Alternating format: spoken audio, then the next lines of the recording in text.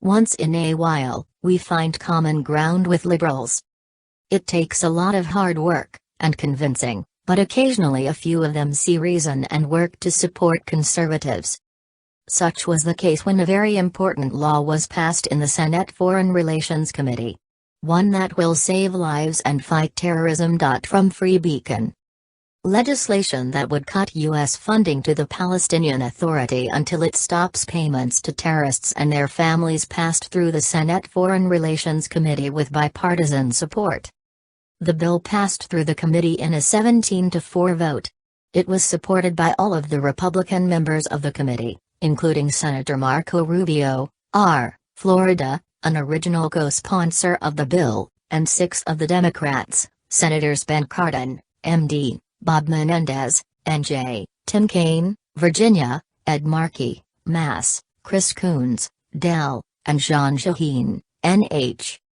The bill, named after an American who was killed by a Palestinian terrorist in Israel last year, would cut off U.S. aid to the Palestinian Authority until it ends its pay-to-slay policy, which distributes $300 million to terrorists and their families annually.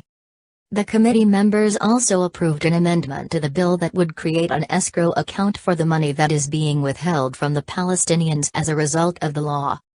The escrow period was set at 1 year, and the money will be released only if both the payments to terrorists are stopped and the pay-to-slay laws are officially repealed. Some of you might be shocked to learn we've been giving so much money to the PA. The United States, being a strong and charitable nation, gives aid to many nations around the world. Yet it was clear that the Palestinian Authority was aiding terrorists, specifically terrorists who were targeting Israelis. That kind of behavior cannot be tolerated. Especially if they were using funds from the U.S. to do so. This bill will put considerable pressure on the PA. Perhaps they will see the light and end this practice. Perhaps not.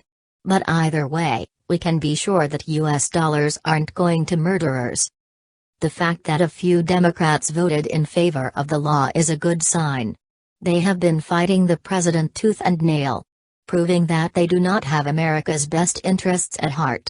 This vote shows at least a few of them can do the right thing, once and a while.